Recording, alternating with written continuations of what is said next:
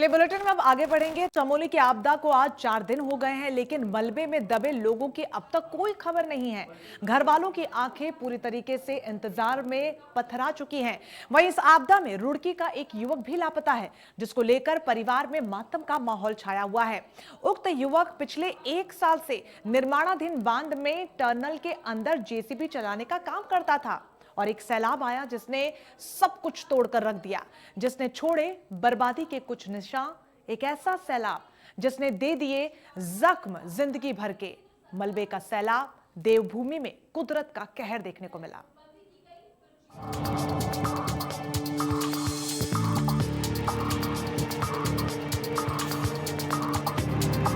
देवभूमि उत्तराखंड में करीब 7.5 साल बाद आई तबाही ने ऐसा तांडव मचाया कि अभी भी रेस्क्यू ऑपरेशन जारी है। चमोली की आपदा को आज 5 दिन हो गए, लेकिन मलबे में दबे लोगों की अब तक कोई खबर नहीं है। घर वालों की आंखें इंतजार में पथरा चुकी हैं।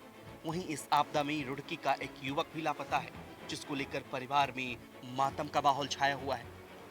ये युवक पिछले 1 साल से निर्माणाधीन बांध में टनल के अंदर जेसीबी चलाने का काम करता था। परिजनों का कहना है कि युवक से 6 फरवरी को बात हुई थी और 7 फरवरी को संडे होने के चलते उसकी छुट्टी थी, लेकिन कुछ समय के लिए वो टनल में जेसीबी को साइड करने के लिए गया, तभी ये सैलाब आ गया और तब से वो लापता है। अंजेस नाम था जी। वो जेपीसी का काम कर रहा था। वो वहाँ से काम करने के लिए गया था और इतवार का दिन था और उसमें एक इंजीनियर ने उसको नीचे बुलाया कि भाई आप मशीन एक तरफ हटा लो।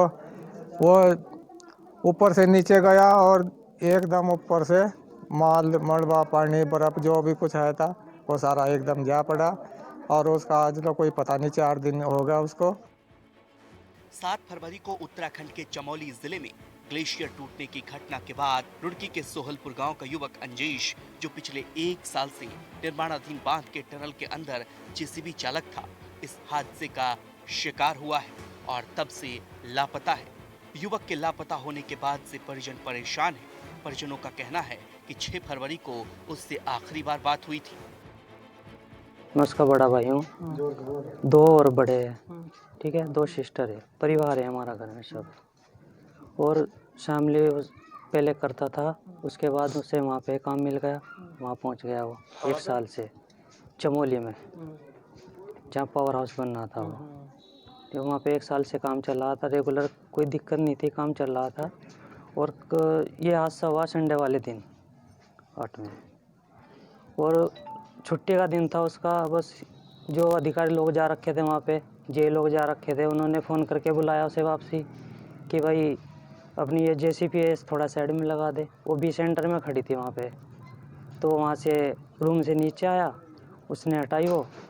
फिर थोड़ा अधिकारी लोगों को काम दिखा होगा, उन्होंने बोला कि भाई थोड़ा काम कर दे। उसने कहा ठीक है सर करता हूँ, उसकी तो ड्यूटी है करने की। उसके बावजूद उसने काम किया। फिर 15-20 मिनट के बाद ये हादसा हो गया। परिजनों ने बताया कि 14 मार्च को अंजेश के बड़े भाई की शादी होनी है। घर में खुशियों का माहौल चल रहा था, लेकिन घटना के बाद से ही मातम का माहौल छाया हुआ है। जल प्रलय के बाद लगातार रेस्क्यू ऑपरेशन जारी है। लापता लोगों की तलाश की जा रही है। कुछ लोगों को सुरक्षित तलाश कर निकाला भी जा चुका है। फिलहाल अंजेश के परिजन लापता अंजेश के लिए भगवान से सकुशल मिलने की प्रार्थना कर रहे हैं। चमोली में काम करता था, जेसीबी ऑपरेटर था और ये बहुत दिनों से टनल में काम कर रहा था। बहुत ही अच्छा लड़का था, बहुत स्वाभाविक लड़का है। और बेचारे जब से आपदा आई, 11 बज के कुछ मिनट पे आपदा आई चमोली के अंदर, बहुत हल्ले भी उतरे लेकिन कोई सुनाई नहीं दी।